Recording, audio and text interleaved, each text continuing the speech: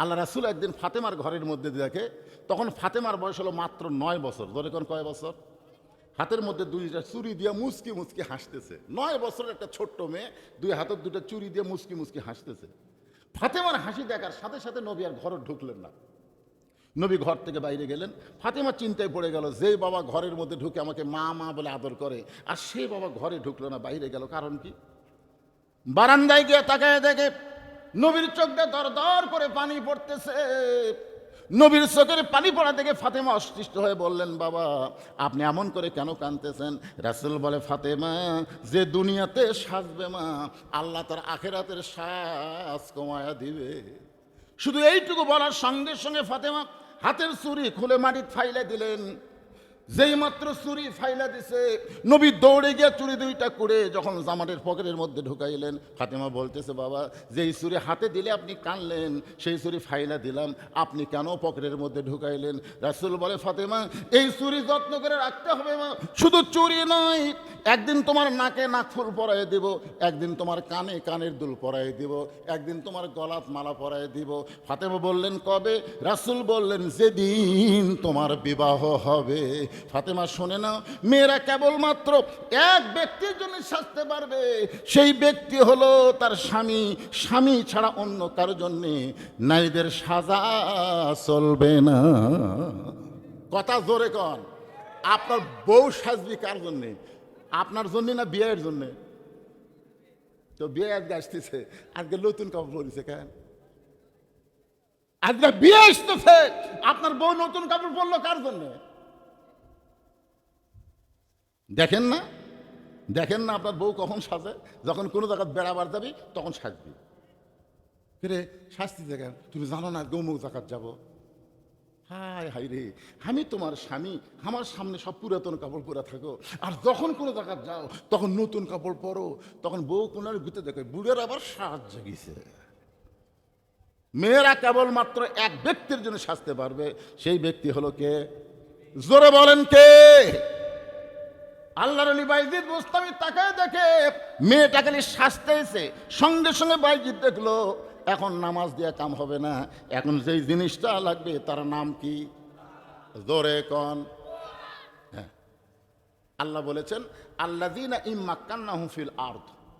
মুসলমানের মধ্যে কাউকে যখন ক্ষমতার চেয়ার দেওয়া হবে, তার 1 নম্বর দায়িত্ব হলো আকামুস সালাত, নামাজ কায়েম করো। নামাজ যদি সমাজের মধ্যে কায়েম হয়ে যায়, আল্লাহ সঙ্গে সঙ্গে আপনাকে 3টা পুরস্কার দিবে। ধরে বলেন কয়টা? 1 নম্বর পুরস্কার হলো ইন্নাস সালাতা তানহা আনিল ফাহশাই ওয়াল মুনকার। একমাত্র নামাজই পারে মানুষকে যাবতীয় খারাপি থেকে বাঁচিয়ে দিতে। এর সঙ্গে আরো 2টা পুরস্কার হলো, এই ভাই এই নামাজের ওয়াজ শুনবেন আপনারা? কি ওয়াজ শুনবেন? নামাজের কথা আল্লাহ কোরআনে কতবার বলছে? হুঁশ করছেন আপনি? এই নামাজের কথা কোরআনে কতবার আছে? তা আল্লাহ একবার বললেই তো হয়, এতবার আল্লাহ বলার পিছনে কারণ কি? ফালিয়াবুদু রাব্ব হাযাল বাইত আল্লাযীনা আতামাহুম মিন জুই ওয়া আমানাহুম মিন খাউফ। ওই ঘরের মালিকের তোমরা গোলামি করে নামাজ পড়ো, আমি আল্লাহ সঙ্গে সঙ্গে তোমাদেরকে 2টা পুরস্কার দেব। 1 নম্বর পুরস্কার হলো তোমার রেজেকের কোনো পেরেশানি থাকবে না। 2 নম্বর পুরস্কার হলো আমেরিকা, ভারত, পৃথিবীর কোনো শক্তি তোমার ক্ষতি করতে পারবে না, আমি আল্লাহ পুরোপুরি নিরাপত্তা দিয়ে দেব। ধরে কান সুবহানাল্লাহ। তাহলে একজন মুসলমানকে যখন ক্ষমতার চেয়ারে আল্লাহ বসাবে, তার 1 নম্বর দায়িত্ব কি? বক্তার ওয়াজ দিয়ে নামাজ হবে না তো। আকামুস সালাত, নামাজ কায়েম করো। বাইজিদ বুস্তামি দেখতেছে সমাজের মধ্যে নামাজ কায়েম নাই, কিন্তু কোরআনের একটা পাওয়ার আছে না নাই? যখন আছে না নাই? ওই খারাপ মেয়েটার সামনে আল্লাহর বাইজিদ আল্লাহর কোরআন থেকে তেলাওয়াত শুরু করলেন, চোখের পানি দিয়ে গাল ভিজে যাচ্ছে। আল্লাহ 2টা পাওয়ার নিয়ে এই খারাপ মেয়ের ঘরে ঢুকেছি। একটা হলো জায়নামাজ, জায়নামাজের কাম শেষ। আর একটা পাওয়ার আছে, আমার দিকে তাকায় দেখেন, বাংলাদেশ আর কয়টা পাওয়ার আছে? ভাই রে, একটু মনোযোগ দিয়ে শোনেন ভাই, একটু মনোযোগ দিয়ে শোনেন। এই কোরআনের কি পাওয়ার! আল্লাহ নবীকে যিনি হত্যা করবার গেছিলেন, নবীকে যিনি নাঙ্গা তরবারি দিয়ে হত্যা করবে রেখেছিলেন, সেই মানুষটা কোরআনের পাওয়ারে এত ভালো মানুষ হয়ে গেলেন। আল্লাহ তাআলা এই কোরআনের ওসিলায় বাংলাদেশের মতন ৯৬টা দেশের খলিফা বানায় দিলেন। জোরে কারণ সুবহানাল্লাহ। এইটা হাজার হাজার সাহাবীর সামনে অর্ধ পৃথিবীর খলিফা হযরত ওমর খুতবা দিচ্ছেন হাজার হাজার সাহাবীর সামনে জুমার দিন। মাঝখান থেকে একজন দাঁড়িয়ে বলতেছে, আমির আল মুমিনিন, আপনার খুতবা শুনবো না। ওমর ফারুক বললেন, আমার দোষ কি? বলে, আপনার দোষ হলো আমাদেরকে খাটো পাঞ্জাবি দিয়ে আপনি লম্বা জুব্বা গাওয়াত দিয়েছেন। দেখেন এই কোরআন মানুষকে কি করে। দেখেন বাংলাদেশের মতন ৯৬টা দেশের রাষ্ট্রপতিকে বলতেছে, আমাদেরকে খাটো পাঞ্জাবি দিয়ে আপনি লম্বা জুব্বা গাওয়াত দিয়েছেন। এই লম্বা জুব্বা কোথায় পেলেন? যতক্ষণ পর্যন্ত না বলবেন আপনার খুতবা আমরা শুনবো না। আজকে যদি কোনো এমপি সাহেবকে কেউ এরকম প্রশ্ন করে, এমপি থুবি ধর এমপির সাথে যে পুলিশ থাকে, এমপি কিছু বলার আগে পুলিশ যায় ধরবে। এমপির সম্মান নাই। অথচ বাংলাদেশের মতন ৯৬টা দেশের খলিফা রাষ্ট্রপতিকে বলতেছে, আমাদেরকে খাটো পাঞ্জাবি দিয়ে আপনি লম্বা জুব্বা গাওয়াত দিচ্ছেন, যতক্ষণ পর্যন্ত লম্বা জুব্বার কাহিনী না বলবেন ততক্ষণ আপনার খুতবা আমরা শুনবো না। ওমরের চোখ দিয়ে দর দর করে পানি পড়তেছে। এমন সময় ৩০ পারা কোরআনের হাফেজ, ৬ লক্ষ হাদিসের হাফেজ ওমর ফারুকের ছেলে আব্দুল্লাহ ইবনে ওমর বাবার পাশে দাঁড়ায় বলতেছে, রে নবীর সাহাবীরা, তোমরা খাটো পাঞ্জাবি হলেও তো নতুন কাপড় পরে নামাজ পড়তে আইছো, কিন্তু আমার দিকে তাকায় দেখো আমার পরনে নতুন কোনো কাপড় নাই। ওসমান গনি বলে, আব্দুল্লাহ, আজকে জুমার দিনে সবাই নতুন কাপড় পরেছে, তুমি পুরাতন কাপড় পরলে কেন? আব্দুল্লাহ বলতেছে, আমি যদি আজকে নতুন কাপড় পরতাম তাহলে আমার বাবার জুব্বা লম্বা হতো না। কিছুই কয় না, সুবহানাল্লাহ কয় না, আলহামদুলিল্লাহ কয় না। আজকে যদি আমি নতুন কাপড় পরতাম আমার বাবার জুব্বা লম্বা হতো না। যেদিন থেকে আমার বাবা মদিনার খেলাফতের দায়িত্ব পাইছে, সেদিন থেকে তোমরাই হলো রাজা আর আমার বাবা হলো খাদেম। ধরে কোন সুবহানাল্লাহ। যেদিন থেকে আমার বাবা মদিনার খলিফার দায়িত্ব পাইছে, সেদিন থেকে তোমরা রাজা, আরামসে খালি সারা রাত ঘুম পারো, লাখ দেখে ঘুম পারো। কিন্তু আমার বাপ আজকে সামান্য জুব্বা লম্বা হচ্ছে, খুদ্ আটকে দিলে। হ্যাঁ, তোমরা যখন ঘুম পাড়ো আমার বাবা তখন ঘুমায় না। রাতের অন্ধকারে কে কোথায় কিভাবে আছে আমার বাবা নিজের চোখে না দেখলে রাতের খাওয়া খায় না। জোরে কান সুবহানাল্লাহ। একদিন বের হয়ে দেখে তাঁবুর মধ্যে কি যেন জ্বলতেছে, 2টা বাচ্চা খালি মা মা বলে কাঁদতেছে। ওমর ফারুক চিন্তায় পড়ে গেলেন। এত দূর থেকে দেখা যায় কিন্তু শোনা যায় না। আর একটু কাছে গিয়ে বলতেছে, মেয়েটা বলতেছে, বাবা গোশত সিদ্ধ হলেই তোমাদের খাবার দেব, তোমরা এমন করে কান্দো না। ওমর ফারুক চমকে গেলেন। দুম্বার গোস্ত হলে বড় জোর 8 ঘন্টা লাগবে, উটের গোস্ত হলে 1 ঘন্টা লাগবে। এত গভীর রাত হয়ে যায়, এখনো পর্যন্ত গোস্ত সিদ্ধ হয় না। নিকটে গিয়ে বললেন, মা, তোমার সন্তানের প্রতি তোমার কি দয়া নাই? তোমার সন্তান ক্ষুধার জ্বালায় কান্দে, আর এত রাত তোমার গোস্ত সিদ্ধ হয় না। মেয়েটা বলে, পথিক। ওমর ফারুক রে তার চিনে না। বলে, পথিক শোনো, আমার বাড়ি হলো ইয়ামিন দেশে, আমি শুনতে পাইলাম মদিনার খলিফা ওমর অত্যন্ত ভালো মানুষ। আমি ভালো মানুষের কাছে আমার 2টা এতিম বাচ্চাকে নিয়ে আইছিলাম কিছু সাহায্য পাওয়ার আশায়, কিন্তু বিকালবেলা এত মানুষের ভিড়, আমি একজন নারী হইয়া ওমরের দরবারে যাওয়ার পারলাম না। আমি নিয়ত করেছি আগামীকাল সকালবেলা ওমরের দরবারে যাব। আমি নিয়ত করার পরে রাতের বেলা তাঁবু টাঙ্গায়া আমার 2টা বাচ্চাকে কলিজার মধ্যে বুকের মধ্যে নিয়ে আমি ঘুমাবার চাই, কিন্তু এদের পেটে এত খিদা লাগছে, এরা খিদার জ্বালায় খালি মা মা বলে কাঁদতেছে। আমি শুধু সান্ত্বনা দেওয়ার জন্যে পাতিলে পাথর আর পানি দিয়ে নিচে আগুন জ্বালায় বলতেছে, বাবা গোস্ত সিদ্ধ হলেই তোমাদের খাবার দেব। আমার মনে হচ্ছিল আমার সন্তান 2টা সান্ত্বনার বাণী শুনতে শুনতে একসময় ঘুমিয়ে যাবে, আর সকালবেলা আমি ওমরের দরবারে নিয়ে যাব। কিন্তু আমার 2টা বাচ্চার পেটে এত খিদা লাগছে, ক্ষুধার যন্ত্রণা এদের চোখে ঘুম ধরতেছে না। আমার মনে হয় আমার এতিম বাচ্চা 2টা আজকে রাত পর্যন্ত বাঁচবে না। সঙ্গে সঙ্গে ওমর ফারুক আসামির মতন বললেন, মা, তুমি আগুন জ্বালানো বাদ দিয়া, পানি পাথর সিদ্ধ করা বাদ দিয়া তুমি তোমার সন্তানের কাছে যাও। ইন্নাল্লাহ মা'আস সাবিরিন, ধৈর্যশীলদের সঙ্গে কে থাকে? মেয়ে এবার চলে গেছে 2টা বাচ্চার কাছে। ওমর ফারুক এক দৌড়ে বাইতুল মালের দরজায়, বাংলাদেশের মতন ৯৬ দেশের খলিফা পাগলের মতন দৌড়ায়, বাইতুল মালের দরজায় গিয়ে বলে, আসলাম আর দেরি করিস না, বড় একটা খাবার বস্তা আমার মাথায় উঠে দে। আসলাম বলে, আমির আল মুমিনিন, কোথায় বস্তা নিয়ে যাওয়া লাগবে হুকুম দেন, সেই জায়গা পর্যন্ত আমি বস্তা পৌঁছায় দেই। ওমর ফারুক বলে, আসলাম রে, একজনের পাপের বোঝা আর একজন কেউ মাথায় নাই না, দে আমার মাথায় উঠে দে। মাথায় খাবার বস্তা নিয়ে ওমর ফারুক যখন দৌড়াই, পিছন দিক থেকে আসলাম কান্দের বলে, আমির আল মুমিনিন, এত ওজনের বস্তা নিয়ে দৌড়াতে গিয়ে আপনি যদি পড়ে যান আপনার কষ্ট হবে। ওমর কান্দের বলে, আসলাম রে, সময় মতো যদি জায়গায় যাবার না পারি তাহলে আল্লাহ জাহান্নামের আগুনে ওমরকে ফিরায় ফেলবে। এক দৌড়ে বাইতো ওই তাবুর নিকটিকে বললেন, মা তোমার সন্তান দুইটাকে জীবিত আছে। মেয়েটা বলতেছে এখনো পর্যন্ত ওরা জীবিত আছে। ওমর ফারুক বললেন, মা তাহলে বস্তার ভিতর থেকে আটাত উটি তৈরি করে হালুয়া তৈরি করে আমার সামনে দাও। মেয়েটা উটি আর হালুয়া তৈরি করে ওমর ফারুকের হাতে যখন দেয়, ওমর ফারুক দুইটা তিন বাচ্চাকে দুই উরাতের উপরে বসায়া রুটি ছিঁড়ে হালুয়া যখন মুখের মধ্যে দেয়, ওমরের চোখটা দরদর করে পানি পড়তেছে। দুইটা বাচ্চা বলে, কে গো তুমি? বাবার মতন দরদ করে এমন করে রুটি খাওয়া হালুয়া খাওয়া, তারপরে তুমি কেন কাঁদতেছো? সঙ্গে সঙ্গে ওমর ফারুক আল্লাহর কোরআন থেকে তেলাওয়াত করলেন, আরাআইতাল্লাযী ইউকাজ্জিবু বিদ্দীন ফাযালিকাল্লাযী ইয়াদুল ইয়াতীম ওয়া লা ইয়াহুদ্দু আলা তুআমিল মিসকিন। আল্লাহ আল্লাহ, এই অধমকে জাহান্নামের আগুন থেকে তুমি হেফাজত করো। মেয়েটা তাঁবুর মধ্যে থেকে বলে, কে গো পথিক? ভালো মানুষের গল্প শুনেছি, কিন্তু মানুষ এমন ভালো হয় কোনোদিন কল্পনা করি নাই। তুমি কেন জাহান্নামের আগুন থেকে বাঁচতে চাও? আল্লাহ উমরকে মদিনার খলিফা না বানায়া তোমার যদি মদিনার খলিফা বানাইতো, আল্লাহ মদিনার জান্নাত বানায়া দিত। আব্দুল্লাহ বলতেছে, আমার বাবার লম্বা জুব্বা হতো না যদি আমি আজকে নতুন কাপড় পরতাম। ওসমান গনি বলে, আব্দুল্লাহ কি হয়েছে? আব্দুল্লাহ বলে, তোমরা সবাই যখন ঘুমিয়ে থাকো, আমার বাবা তখন আমার ঘরের দরজাত গেছে, যা বলতেছে, আব্দুল্লাহ আব্দুল্লাহ। আমি দরজা খুলে তাকাই দেখি বাবার হাতে একটা পাঞ্জাবি। আমি খুশি হয়ে বললাম, বাবা বাইতুল মাল থেকে আমার একটা পাঞ্জাবি দিছে, আপনি আর একটা দিবে রাখছেন? নেতার বেটা হওয়ার মতো লাভ নাই, বাইতুল মাল থেকে একটা দিছে, আপনি আর একটা দিবে রাখছেন।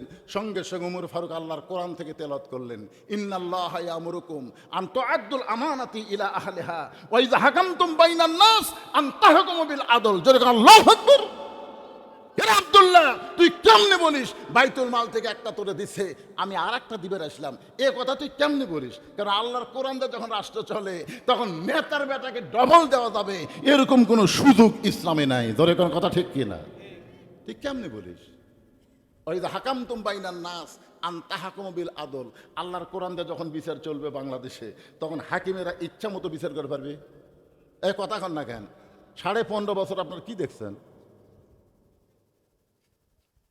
ওই যে 5 বছর 6 বছর ন্যাংরামের চাষ করছে, জ্যৈষ্ঠ মাসে দেখবার গাছে আম পাকছে কিনা, যাই দেখে গাছের ডালে বসে এক ছোট বাচ্চা আম পাকতেছে আর ব্যাগের মধ্যে তুলতেছে।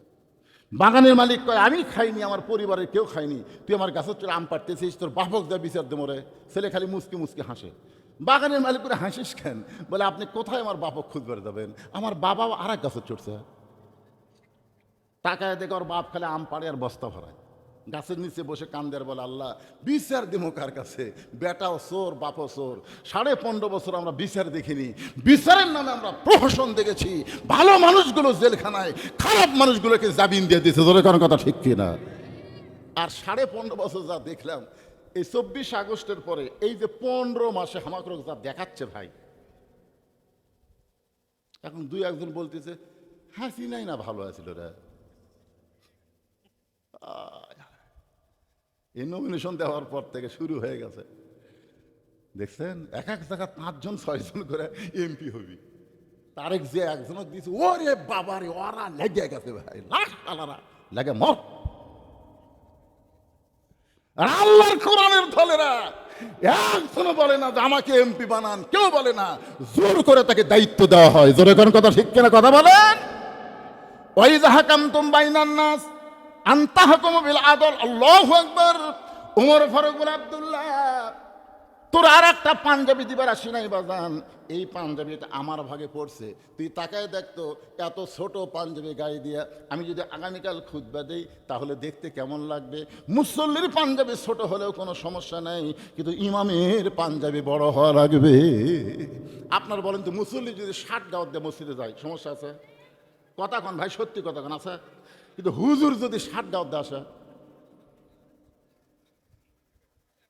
খালি দাড়ি ছোট, এক হুজুরের দাড়ি ছোট, আমাকে মুসল্লি ফোন করে বলছে যে হুজুর, হুজুরের দাড়ি যদি এক মুষ্টির ছোট হয় তাহলে তার পাশে নামাজ হবে? আমি বললাম ভাই আপনার দাড়ির খবর কি? আপনি যে হুজুরের দাড়ি মারতেছেন মুখ দিয়ে, আপনার খবর কি? আমি এখনো থুইনি হুজুর। তুমি নিজে দাড়ি থোনি, হুজুরের দাড়ি আমরা কোথায় খারাপ হয়, হুজুর খারাপ হয়ে যাবে? ওরে বাবারে, তো মসজিদের মধ্যে তুমি যদি ইমাম ভালো চাও তো সমাজের মধ্যে নেতা ভালো চাও না কেন? খালি মসজিদ ভালো তুলে হবে না, গোটা সমাজকে ভালো রাখতে হবে। জোরে কর কথা, ঠিক কথা কন না কেন? আগামী ইলেকশনে যারা ভোট পাবে এরা হলো সমাজের নেতা। তার মসজিদের নেতার দাড়ি দেখেন, সমাজের এমপির খবর কি? আরে যেটাই হোক বলা লাগবে না, খালি আপনাকে বলতে যে খবর কি।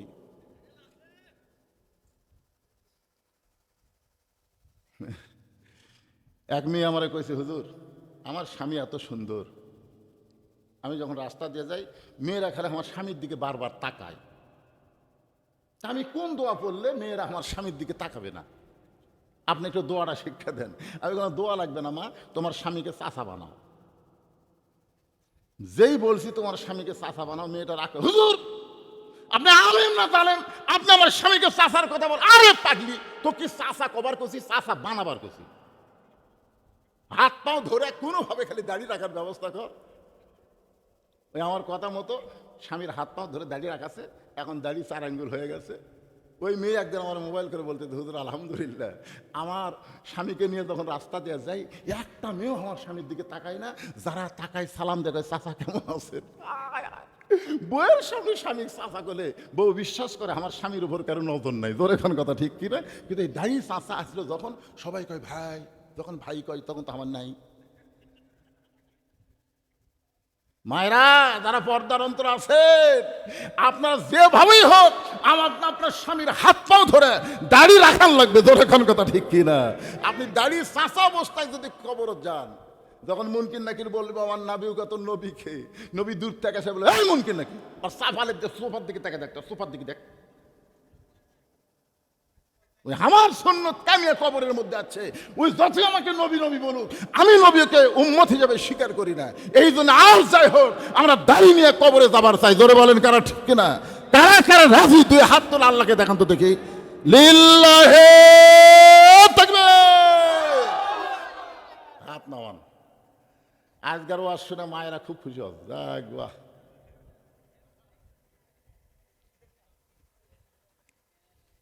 কি কষ্ট পাচ্ছেন?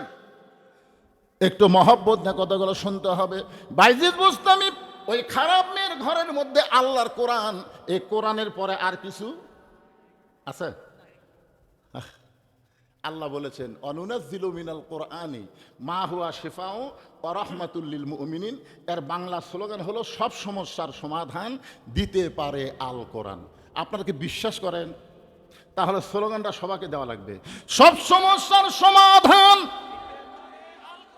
হলো না। আমার এলাকায় 2 দল মানুষ খুব আস্তে কথা কয়। আমার এলাকার একদল মানুষ হলো মেয়ে মানুষ, জোরে কথা বললে পর্দার খেলাফ হয়, এজন্য জোরে কয় না। আর একদল আপাতত বাড়াচ্ছে চোর, এরা ফিস ফিস করে কথা কয়, জোরে বললে ধরা পড়ার ভয়। আপনার কি এই 2 দলের মধ্যে মেয়েও না চোরও না? তাহলে স্লোগান কোরআনের পক্ষে দিবেন, জবান খুলবেন না কে ভাই? হতে পারে আজকে কোরআনের স্লোগানের কারণে আল্লাহ আপনার জাহান্নাম বাতিল করে জান্নাতের মালিক যদি বানায় দেয়। সব সমস্যার সমাধান সবাই বলবেন দিতে পারে আল কোরআন। সব সমস্যার সমাধান আল কোরআনের আলো। কোরআন হাদিস যেখানে, দুনিয়ার মুসলমান লিল্লাহি তাকবীর। আল্লাহর ওলি বাইজিদ বুস্তামি আল্লাহর কোরআন থেকে তেলাওয়াত করতেছেন।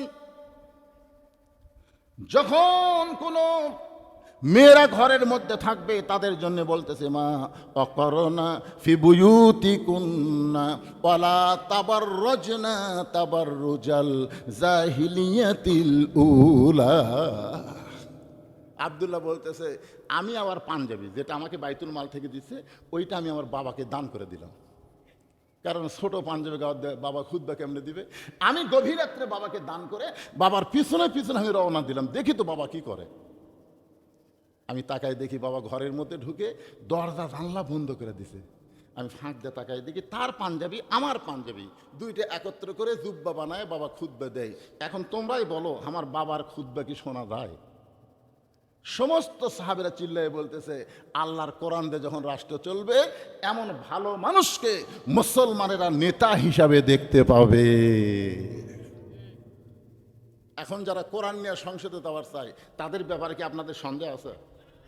আপনাদের এলাকায় হোক আমার এলাকায় হোক সব জায়গায় দেখবেন এই মানুষগুলো খারাপ না ভাইজান। বাইজিদ বোস্তামি রহমতুল্লাহ আলাই আল্লাহর কোরআন থেকে তেলাওয়াত করতেছেন, আল্লাহ নামাজ দিয়ে কাম হয় নাই, কোরআন দিয়ে যদি না হয় তাহলে সব পাওয়ার শেষ হয়ে যাবে। বাংলাদেশের সমস্ত মুসলমান এই মুহূর্তে একটা জিনিসকে টার্গেট করে চলতেছে, যার নাম হলো আল্লাহর কোরআন। ঠিক কিনা বলেন? হ্যাঁ, আল্লাহ কোরআন পড়তেছে আর আল্লাহর কাছে দোয়া করতেছে আল্লাহ আল্লাহ। কিছুক্ষণ পর কোরআন পড়ার পরে বাইজিদ বোস্তামি তাকায় দেখে মেয়েটা সরাসরি এরকম তাকান হবে না, বুঝলেন? কোনো পর নারীর দিকে যদি আপনি তাকাবার চান অ্যাঙ্গেলে তাকাবেন। কোরআন শরীফ পড়তেছে আর অ্যাঙ্গেলে তাকায় দেখতেছে মাথার ঘোমটা দিছে। এতক্ষণ পর্যন্ত মেয়েটা নামাজ পড়া অবস্থায় অ্যাঙ্গেলে দেখছে সাজিচ্ছে, এবার কোরআন তেলাওয়াত শুনে কি দিছে? আচ্ছা আপনার বলেন তো মাথার যদি ঘোমটা দেয় আপনাদের কি মনে হয়? মাজন ধরিয়ায়ু দরে কতই কষ্ট করে, 10 মাস পরে পায় প্রসবের বেদনা, এমন দরদি ভবে কেউ হবে না আমার মা গো। আব্দুল কাদেরকে কান্দে করে নিয়ে মায়ের বাড়ির দরজায় মা জানলা দিয়ে বলতেছে বাবা গতকাল আমার আব্দুল কাদেরকে ভর্তি করে দিয়ে আসলাম, কি এমন বেয়াদবি করলো আজকেই ফেরত নিয়ে আইছেন। এক ওস্তাদ বলতেছে মা তোমার আব্দুল কাদেরের সবচাইতে বড় বেয়াদবি হলো আলিফ বলার পরে বা বলে না, এক টানা 18 পারা কোরআন হামা করে শুনে দিছে। তুমি মা হয়ে বলো তো আব্দুল কাদের 18 পারার কোরআন কেমনে শোনালো? আব্দুল কাদেরের মা বলতেছে আল্লাহর শপথ করে বলতেছি আমার সন্তান যে 18 পারা কোরআন আপনাদের শুনাইছে আমি কিছুই জানি না। এক ওস্তাদ বলতেছে আপনি জানেন। আব্দুল কাদেরের মা বলতেছে আমি যতটুকু জানি সেটা হলো আমার সন্তান যখন পেটের মধ্যে ছিল আল্লাহর শপথ করে বলতেছি আমি এক ওয়াক্ত নামাজ কাজা করিনি। সুবহানাল্লাহ কন্যা কেন? আমার সন্তান যখন পেটের মধ্যে ছিল রমজান মাসের রোজা আমি বাদ দিইনি। আমার আব্দুল কাদের যখন দুনিয়াতে ভূমিষ্ঠ হইল আমার সন্তান যখন কাঁদতো আমি তখন আল্লাহর কোরআন তেলাওয়াত করে করে ওর কান্না থামাতাম। আমার আব্দুল কাদের যখন স্তনের দুগ্ধ পান করতো ওই সময় আমি আল্লাহর কোরআন তেলাওয়াত করতাম। আমার আব্দুল কাদের যখন রাত্রেবেলা বিছনায় ঘুমাতে যাইতো আমি এক পারা কোরআন না শোনাইলে আমার আব্দুল কাদের কোনোদিন ঘুমাইতো না। আমার মনে হয় 4 বছরে আমি বহুবারে 18 বার কোরআন তেলাওয়াত করেছি। আমার মুখের কোরআন তেলাওয়াত শুনতে শুনতে আমার আব্দুল কাদের 18 পারা কোরআন হেফজ করছে, শুনে শুনে হেফজ করছে। তখন সমস্ত ওস্তাদরা বলতেছে মা যদি ভালো হয় সন্তান আল্লাহর ওলি হয়। সুবহানাল্লাহ কন্যা কেন? আজকে আমাদের এই সন্তানগুলো এরকম খারাপ হওয়ার কারণ কি? খারাপ হওয়ার একটাই কারণ ওর মা ভালো না। একটু মনোযোগ দিয়ে শুনবেন। বাইজিদ বোস্তামি বলতেছে আল্লাহ এই মেয়েটা যদি ভালো হয়ে যায় তাহলে বাজারের সমস্ত যুবক ভালো হয়ে যাবে। এই জন্য আমি অন্য কোনো যুবকের কাছে না যাইয়া সরাসরি হেড অফিসে ঢুকছি। হেড অফিস আল্লাহ কার কাছে বলতেছে? ভালো করে দাও আল্লাহ। 2 রাকাত নামাজ শেষ করে বাইজিদ তাকায় দেখে মেয়েটা খালি শাস্তিছে, কারণ 240 দিরহাম পাশে 24 ঘন্টার বুকিং দিয়েছে, সাদা লাগবে না। বাইজিদ কয় আল্লাহ নামাজ দিয়ে কাম হলো না। আমরা কিন্তু বহু দোয়া করছি আল্লাহ তুমি সাইদি হুজুরকে মুক্তি দাও আল্লাহ, বহু দোয়া করিনি নামাজ পড়ে বলে কোন করেননি, বহু দোয়া করছি কাম হচ্ছে না। নামাজ পড়া কাম হবে না তো। আমাদের বাংলাদেশে নামাজ পড়া যত দোয়া করেন একটা দোয়া কবুল হবে না ততক্ষণ পর্যন্ত, যতক্ষণ পর্যন্ত নামাজ কায়েম না হবে। জোরে কোন কথা ঠিক কি না? কারণ কোরআনের এক জায়গাও নামাজ পড়ার কথা নাই। একটা জায়গাতে আপনি পারবেন না, কোনো জায়গায় আল্লাহ বলেছে একরাউস সালাত, নামাজ পড়ো নামাজ পড়ো, একটাও বলেন। যত জায়গায় আল্লাহ নামাজের কথা বলেছে প্রত্যেক জায়গায় বলেছে নামাজ কায়েম করো। আপনারা কি নামাজ পড়ার কথা কোরআনে পাচ্ছেন? কথা কন না কেন? বারে হুজুরের কথায় বিশ্বাস হচ্ছে না। নামাজ পড়ার কথা কি হাদিসে আছে? নাই। যত জায়গায় নামাজের কথা, প্রত্যেক জায়গায় নামাজ কায়েমের কথা বলা হয়েছে। এখন নামাজ কায়েম কিভাবে হবে? বদরুশীদের ওয়াজ দিয়ে হবে। এখানে অনেক আল্লাহর বান্দা আছে, এখানেই আজকের এই মাহফিলে অনেক আল্লাহর বান্দা আছে যারা এখন পর্যন্ত মাগরিব এশা পড়েনি। কথা কন না কেন? বারে কথা কন না কেন?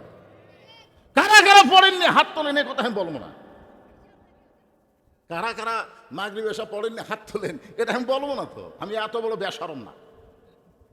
কিন্তু যারা যারা মাগরিব এশা পড়েননি, আপনারা কি ফজর পড়বেন? ডাহা মিথ্যা কথা, ডাহা মিথ্যা কথা।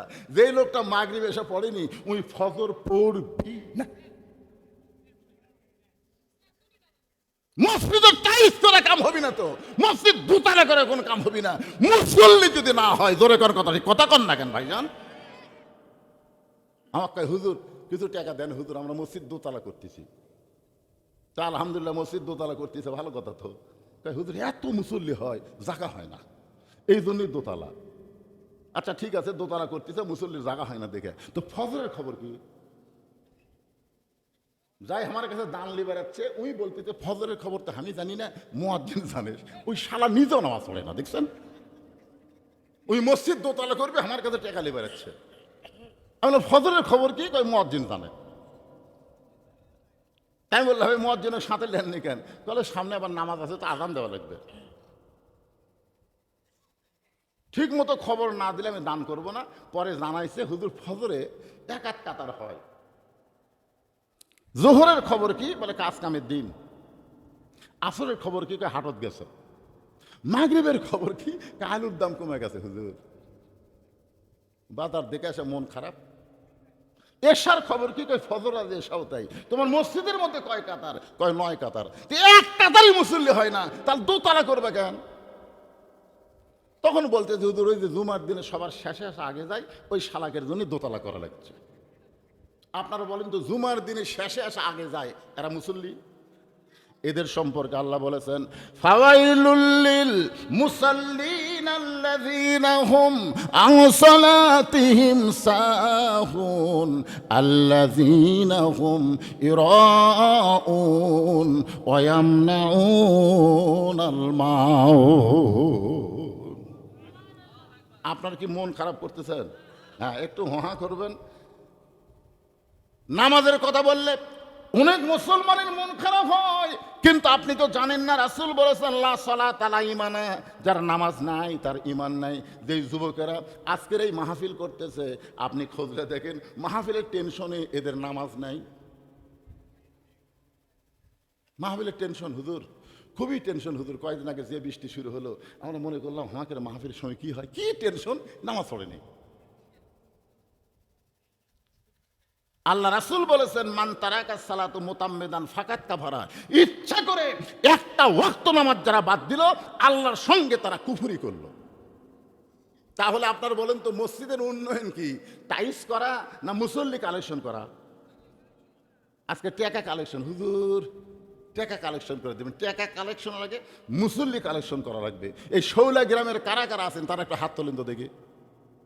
এই গ্রামের যারা যারা ওয়াজ শুনতেছেন তারা একটা হাত তোলেন।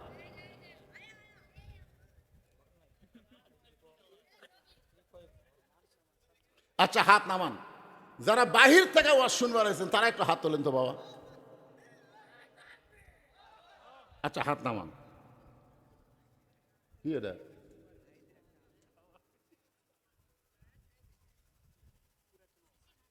কি সেটা? ওরাই তো কালু, যারা নামাজ পড়নি এরাই কালু। বাবা নিচে নামিস না রে, নামাজ পড়িস না। হ্যাঁ, মসজিদের উন্নয়ন করবার চাস? মসজিদের উন্নয়ন মানে কি? বাইজিদ বোস্তামি দেখলেন, কাম হলো না। মনে আছে না ভুলে গেছেন? নামাজ পড়ে আল্লাহর কাছে কান্দাকারি করছে, ওই খালি শাস্তিছে। তো শাসা কি লক্ষণ ভালো? আল্লাহ বলেন আমাদের অনেকের শরীর ভালো থাকে কিন্তু মনের মধ্যে শান্তি থাকে না, ঠিক কিনা বলেন?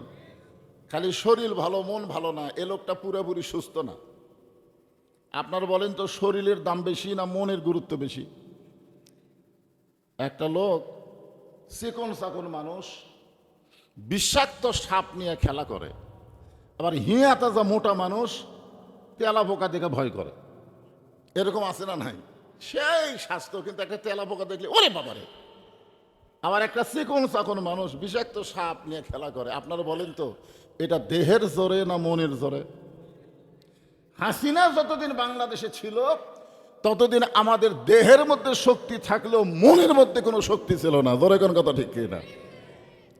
কিন্তু ওইটা পলানোর পর থেকে আমাদের শরীরও ভালো আছে, মনটাও ভালো আছে। যে আল্লাহ শারীরিক সুস্থতা এবং মানসিক প্রশান্তি সহকারে আজকের এই জান্নাতের বাগানে কবুল করলেন, আমরা সে আল্লাহর উপরে খুশি না বেজার? তাহলে জবান করে সমস্বরে সকলে বলবো রব্বানা লাকাল হামদ হামদান কাসীরান তাইয়িবান মুবারাকান ফীহি। আমরা প্রশংসা করলাম কার? কেন করলাম? এমনি এমনি এমনি? এক ভাই বলতেছে বসার তৌফিক দিছে এই কারণে। আসলে আল্লাহর প্রশংসা করে শেষ করা যাবে? কোনো কেন কিন্তু নাই, অসংখ্য কারণ। সারা জীবন আল্লাহর প্রশংসা করলেও প্রশংসার কিছুই হবে না। কিন্তু আমরা অন্তত এই কারণে আল্লাহর বেশি বেশি প্রশংসা করব যে ভাগ্যগুণে আমরা ভগবানের ঘরে, ইহুদির ঘরে, খ্রিস্টানদের ঘরে জন্ম না নিয়া সরাসরি আল্লাহ আমাদেরকে মুসলমানের ঘরে কবুল করেছে। পৃথিবীতে যত ধর্মই থাক একটাও ধর্ম না, এ কথা কার? আমি যদি বলি তাহলে সরকার সাম্প্রদায়িক উস্কানি দেওয়ার জন্য আমাকে গ্রেফতার করবে, কিন্তু আমি বলিনি, বলেছে আমার আল্লাহ। আল্লাহ বলতেছেন অমাইয়াবু তাগি গয়রাল ইসলামা দীনান ফালা ইউকবালা মিনহু। ইসলাম ছাড়া অন্য কোনো ধর্মকে যদি গ্রহণ করে আল্লাহ বলেছেন কখনোই তা কবুল করা হবে না। আল্লাহর কাছে কবুলযোগ্য একমাত্র ধর্মের নাম কি? যারা বলতেছেন না মরার 3 দিন আগে আপনার বোবা হবেন, মরার কয়দিন আগে? অনেক মানুষ দেখবেন মরেনি, আর হাত আছে, চোখ আছে, কান আছে, সবই আছে, কিন্তু কথা বলবার পারে না। এরকম লোক আছে না নাই? আজকে আপনারা কি শুনলেন যে মরার সময় যদি কলেমা তাইয়্যিবা জিকির করতে করতে মারা যায়, শুধু কলেমা তাইয়্যিবা তার জবানে জারি থাকার কারণে আল্লাহ তার জীবনের সব গুনাহ মাফ করে দেয়। তাহলে মরার সময় কি আমরা জবান বন্ধ রাখতে চাই না খোলা রাখতে চাই? তো খোলা রাখতে গেলে এটা আল্লাহর কোরআনের কথা স্বীকার করা লাগবে, তো মুখ বন্ধ থাকলে হবে না। ইন্না দীনা ইনদাল্লাহিল ইসলাম। আল্লাহর কাছে মনোনীত জীবন বিধান ধর্মের নাম কি? সবাই জবান খুলে বলেন নাম কি? শুধুমাত্র মুসলমানের ঘরে কবুল হওয়ার কারণে ভাগ্যগুণে আমরা আল্লাহ পাইছি। খালি হিন্দুর ঘরে জন্ম নিলেই কি পাইতেন? হিন্দুরা অবশ্য ঠেলাত পড়ে আল্লাহ কয়, এটা আমার জীবনে একবার প্রমাণ। আমি আমার গাড়ি কাজীপুর পৌরসভার মধ্যে রেখে যমুনার ওই পারে আমার মাহফিল, মাজনা বাড়ি। আমাকে বললো হুজুর নদী পার হওয়া লাগবে নৌকায় চড়ে। আমি বললাম বাজান বড় ঠর নৌকা নিয়ে আসবি, কারণ আমরা ধানের শীষের লোক, আমরা নৌকা বুঝি না। জোরে কান ঠিক কিনা? তোরা বিশাল একটা নৌকা নিয়ে আসলো। আমি নৌকায় ওঠার সময় দেখলাম 100 যাত্রী নৌকার ভিতরে।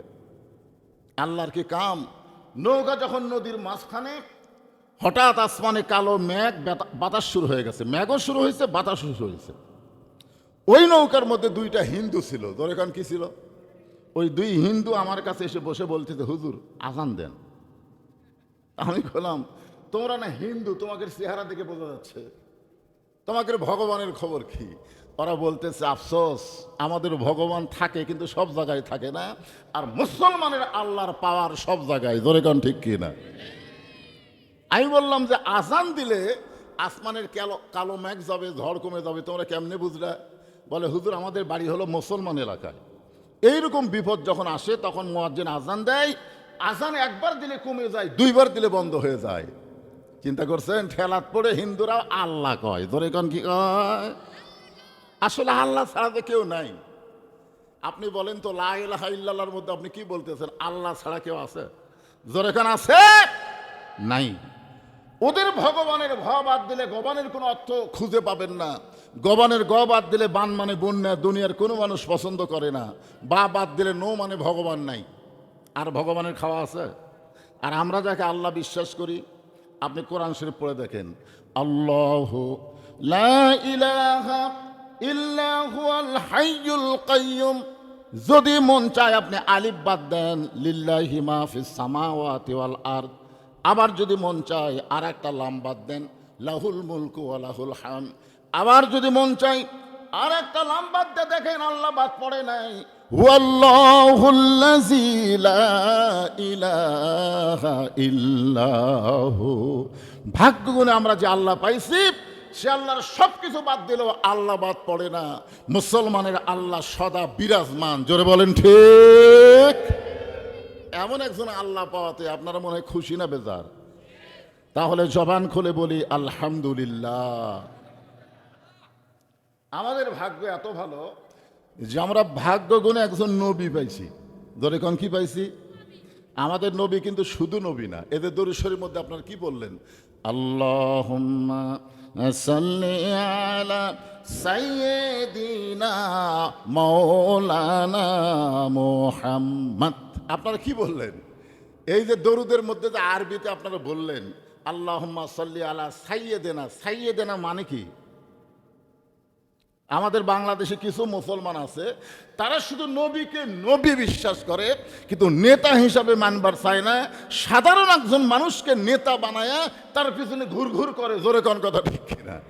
এবং মাঝে মধ্যে স্লোগান দেয়, আমার নেতার চরিত্র ফুলের মতন পবিত্র, খুঁজলে দেখেন নামাজ পড়েনি এক ওয়াক্ত। এরা কোনোদিন নেতা হওয়ার যোগ্য না। এদেরকে নেতা বললে পাপ হবে। নেতা যারে তারে বলা যাবে না তো। আমাদের নবী শুধু নবী ছিলেন না, আমাদের নবী হলেন আমাদের নেতা। এই জন্য আমরা অনেক সময় স্লোগান দেই, আমার নেতা তোমার নেতা বিশ্ব নবী মোস্তফা। ভাগ্যগুণে এমন একজন নবী নেতা পাইছি, যেই নেতা আল্লাহর আরশে গেছে। সুবহানাল্লাহ কন্যাকে এক সময় আল্লাহ বললেন, হাবিব আমি খুশি হয়ে আপনাকে জান্নাত দেখার তৌফিক দিয়ে দিলাম। তখন আমাদের নেতা নবী জান্নাতের মধ্যে ঢুকলেন। জান্নাতের মধ্যে ঢোকার পরে জিবরাইল বলতেছে, হুজুর আপনি যদি জান্নাত থেকে বের না হন, আল্লাহ আপনাকে জান্নাত থেকে বার করে দিবে না। কারণ আল্লাহ জান্নাতের একটা শর্ত দিছে। সেই শর্তটা হলো সালামুন আলাইকুম তিবতুম ফাদখুলুহা খালিদিন। কেউ যদি একবার জান্নাতে প্রবেশ করে, আল্লাহ তাকে চিরস্থায়ীভাবে জান্নাত দিয়ে দেয়। আপনি যদি জান্নাত থেকে বের না হন, আল্লাহ আপনাকে জান্নাত থেকে বের করে দিবে না। হুজুর খামাখা, জিবরাইল বলতেছে নবীকে যে খামাখা দুনিয়াতে যায় কি করবেন? দুনিয়া হলো কষ্টের জায়গা। ধরে কোন কিসের জায়গা? আমাদের জন্য না, আমাদের খুব শান্তি, কিন্তু নবীদের জীবনে খুবই কষ্ট। এখনো বাংলাদেশে যারা নবীর পথে থাকতে চায়, তাদের রহে রহে কষ্ট আছে না নাই? ধরে কোন আছে না নাই? হ্যাঁ, যেই বছর রাসূল মেরাজ করেছেন, ওই বছরে রাসূলের জীবনে 3টা কষ্ট গেছে। 1 নম্বর কষ্ট হলো চাচা আবু তালেব মারা গেছেন। উনি কি ভাবতেছেন চাচা মরলে ভাইস্তার কি? আমাদের বর্তমান পরিবেশে চাচা মরলে ভাইস্তা খুশি হয়, কারণ ওই চাচা ওর বাপের সাথে সামান্য 1.5 হাত জায়গার জন্য মারামারি করছে। এরকম কথা ঠিক কিনা? এরকম চাচা আছে না নাই? তো এখন ভাইস্তার সামনে বাপক ঠেলা মারছে, সেদিন থেকে ভাইস্তা দোয়া করে এই শালা মরলেই কাম। অনেকে ভাজতে বর্তমান পরিবেশে চাচার মৃত্যুতে খুশি হয়, কিন্তু নবীর চাচা আবু তালেব যখন মারা গেলেন, নবী এতই কান্না কাঁদলেন। সাহেবরা বললেন, এ রাসূলুল্লাহ, আপনার চাচা মরে যাওয়ার পরে আপনি এমন কান্না করতেছেন কেন? রাসূল বললেন, সাহাবীরা রে, মায়ের পেট থেকে আমি এতিম ছিলাম, কিন্তু দুনিয়াতে আসার পর আমি এতিম ছিলাম না। ভাগ্যগুণে এমন একটা চাচা পাইছিলাম, যে চাচা আমাকে এমনভাবে লালন পালন করেছে, আমার যে বাবা নাই দুনিয়াতে, এটা কখনোই আমি বুঝতে পারিনি। সোনালো বলেন। সেই চাচা মারা যাওয়ার কিছুদিন পরেই নবীর দরদের বিবি খাদিজা দুনিয়া থেকে বিদায় নিছে। কি বিবি? আচ্ছা, আপনারা কি আমার কথা শুনবার পাচ্ছেন না বুঝবার পারতেছেন না? কোনটা? হো হা করা লাগবে তো। আপনারা এই দরদের বিবি কথা শুনে চিন্তায় পড়ে গেলেন। দরদের বিবি আবার কি? যার দুই বউ আছে, একটা বিয়ার বউ আর একটা পরে 7 করে বিয়ে করছে, দুই বই বর্তমানে স্টিল আছে। আপনি খেয়াল করে দেখেন তো, এই দুই বউ কি সমান? আপনার বিয়ের বউ আপনাকে ছাড়া কোনোদিন ভাত খাবে না, আর যেটা পরে করছেন ও কবি যখন পারে খাবে, আমার খাওয়া আমি খাইনি। এই জন্য মা খাদিজা ছিলেন নবীর দরদের বউ। দরদের বিবি খাদিজা দুনিয়া থেকে বিদায় নেওয়ার পরে নবী চলে গেলেন তায়েফের ময়দানে। তায়েফবাসী এত পাথর মারছে, নবীর গোটা দেহ রক্তাক্ত হয়ে গেছে। ওই বছরই আল্লাহ তাআলা নবীকে লাইলাতুল মিরাজ ঘটায় দিয়েছে। জোরে কর সুবহানাল্লাহ। এখান থেকে আমরা কি বুঝলাম? কষ্টের পরে শান্তি আছে না নাই? জোরে খান আছে না নাই? এই বাংলাদেশে যারা কষ্ট করছে, আপনারা বলেন তো, হাসিনার সময় যারা বাড়ি থাকতে পারে নাই, হাসিনার সময় যাদেরকে অন্যায়ভাবে জেলে দেওয়া হয়েছে, এমনকি কোরআনের পাখি 50 বছর কোরআনের হক তাফসীর করার পরেও অন্যায়ভাবে তাকে 13 বছর জেলখানায় বন্দি করে রাখছে। জেলখানার মধ্যে যখন দুনিয়া থেকে বিদায় নেয় না, তখন হাসপাতালে নিয়ে গিয়ে তাকে হত্যা করা হয়েছে। জোরে কর কথা ঠিক? আহারে, এত কষ্ট দিয়েছে। আপনারা বলেন তো, কষ্টের পরে শান্তি আছে না নাই? এইবারে গোটা বাংলাদেশ আমি আপনাদের দোয়ায় ঘুরে ঘুরে দেখতেছি। সেপ্টেম্বর মাসের 5 তারিখ থেকে ওয়াজ শুরু করছি, এ পর্যন্ত দেখতেছি প্রত্যেকটা মানুষের মনে একটা চেতনা শুরু হয়েছে। সব দেখা হলো শেষ, আগামীতে আমরা বাংলায় দেখব কোরআনের বাংলাদেশ। জোরে কোন কথা ঠিক কিনা? প্রত্যেকটা মানুষের মনে একটা আকাঙ্ক্ষা তৈরি হচ্ছে। সব দেখলাম তো, যেই কোরআনের ওয়াজ করে বক্তারা, এই কোরআনটা আসলে কি, এটা আগামীতে বাংলার মুসলমান দেখতে চায়। জোরে কোন কথা ঠিক কি না? শুধু কোরআন এসে মাহফিলে এসে কোরআনের ওয়াজ শুনলে হবে না, বাস্তবে এই কোরআন আমাদের দেখা লাগবে। হ্যাঁ, দেখা লাগবে। এখন হাসিনা তো কম কষ্ট দেয়নি। কষ্টের পরে শান্তি, এটা আল্লাহ প্রমাণ করলেন রাসূলকে আরশে নিয়ে গিয়া। জোরে কোন সুবহানাল্লাহ। ফেরেশতা জিবরাইল বললেন, হুজুর আপনি যদি না যান, আল্লাহ জান্নাত থেকে বের করে দিবে না। সঙ্গে সঙ্গে নবী রাগ করে বলেন, জিবরাইল যেই কথা একবার বলেছ, এ কথা আর দ্বিতীয়বার বলো না। জিবরাইল নবীর কাছ থেকে সরে গেছে, কারণ জিবরাইল নবীকে ভালো চেনে না কম জানে। আল্লাহ তাআলাই জিবরাইলের মাধ্যমে নবীর উপরে নাজিল করেছেন, ওমা আরসালনাকা ইল্লা রাহমাতাল লিল আলামিন। ওগো নবী, আপনাকে আমি গোটা বিশ্ব জগতের জন্য রহমত স্বরূপ প্রেরণ করেছি। জোরে কান সুবহানাল্লাহ। যেই নবী হলেন দয়ার নবী, আর সেই নবী রাগ করে বললেন, জিবরাইল যেই কথা একবার বলেছে, এই কথা আর দ্বিতীয়বার বলো না। জিবরাইল কয়েক ধাপ সরে গিয়ে বলছে যে, হুজুর আপনি আমার উপর এত রাগ করার কারণ কি? আমি তো আপনার পক্ষেই কথা বললাম। আল্লাহ রাসূল বলেন, জিবরাইল আমি নবী আমার জন্যে নই, আমি নবী হলাম আমার উম্মতের জন্যে। এই কথা শোনার পরে সুবহানাল্লাহ মুখে আসতেছে না? আমি নবী আমার জন্যে নই, আমি নবী কার জন্যে? আমাদের জন্যে। জোরে কান, কার জন্যে? আমরা কি নবীর উম্মত না? তাহলে এই কথাটা বলেন, নবী কার জন্যে? আমাদের জন্যে। তোরে বলেন কার জন্যে? একবার হযরত বেলাল নবীকে প্রশ্ন করলেন, ইয়া রাসূলুল্লাহ আমরা মুসলমান যখন কবরে যাব, মুনকির নাকির আমাদের 3টা প্রশ্ন করবে। কয়টা? কিন্তু আপনি নবী যখন কবরে যাবেন, মুনকির নাকির আপনাকে কয় প্রশ্ন করবে? এই যে আগেই বলে দিছে 2টা। কিভাবে বুঝলেন 2টা? আরে বাবা রে। আল্লাহ রাসূল বলেন, বেলাল তোমার কি মনে হয়? বেলাল বলতেছে, হুজুর আমাদেরকে 3টা করবে, আপনাকে 2টা করবে। নবী বললেন, কোনটা বাদ দিবে?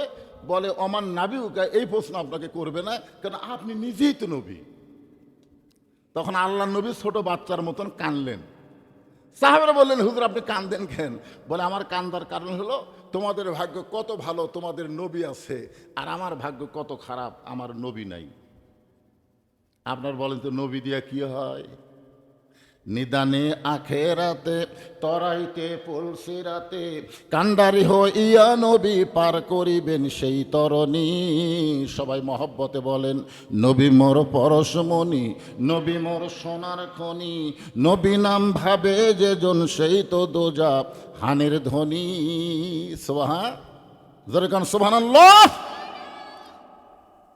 আল্লাহর নবী একটা কথা বেলালকে বললেন, বেলাল, মুসলমান মারা গিয়া যখন কবরে যাবে তখন মুনকার নাকির কয়টা প্রশ্ন করবে? কথা কন না কেন, কয়টা? কিন্তু আমি নবীর যদি মৃত্যু না হয় তাহলে আমাকে কয়টা করবে? কথা কয় না। যদি আমার মৃত্যু না হয়, আপনার নবীর উম্মত হিসাবে কি বুঝতেছেন? নবী কি মারা গেছে? কি হয়েছে? ছোটবেলায় আমরা গজল শুনতাম, এখন এগুলো গজল আর হয় না। ইসলামের আলো জ্বলায়া দিয়া নবী ঘুমায়া আসেন সোনার মদিনায়। আচ্ছা, এই গজল যদি কেউ এভাবে গায়, দেখেন তো কেমন লাগে। ইসলামের পতাকা উড়ায়া দিয়া নবী ময়রা আসেন সোনার মদিনায়। ময়রা আছে? একটা লোক দাঁড়ায় বলেন, হুজুর মরেই তো আছে। বলেন, যদি মরা বিশ্বাস করেন সারা জীবন দরুদ পড়লেও আপনার একটা লাভ হবে না। কারণ আপনি দরুদ পড়ার সঙ্গে সঙ্গে একদল ফেরেশতা আপনার দরুদগুলো নিয়ে রাসূলের রওজা মোবারকে জমা দিয়ে দেয়। জোরে কর সুবহানাল্লাহ। তো জমা দেয় কার কাছে? মরা মানুষের কাছে। হ্যাঁ, খুব মনোযোগ দিয়ে শুনবেন, ঈমান আকীদার ব্যাপার। আল্লাহ রাসূল বললেন, জিবরাইল, আল্লাহ যদি আমাকে বলতো জান্নাতে থাকার জন্য প্রবেশ করেন, আমি নবী জান্নাতের মধ্যে প্রবেশ করতাম না। আল্লাহ আমারে বলছে জান্নাত দেখার জন্য প্রবেশ করেন। আমি নবী সেই দিন জান্নাতে থাকার জন্য প্রবেশ করব যেদিন আল্লাহ আমার সমস্ত উম্মতিনীকে জান্নাত দিবে। তাহলে নবী জান্নাতে থাকার জন্য কবে যাবে?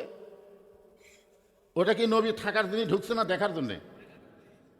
তাহলে চিন্তা করে দেখেন, যেই নবী নেতা জান্নাতের মধ্যে গিয়ে আমাদের কথা ভোলে না, আর বর্তমানের নেতা ভোট পেয়ে সংসদে যাবে, একটা ভোটারের কথা মনে রাখবে না। জোরে কোন কথা ঠিক কিনা?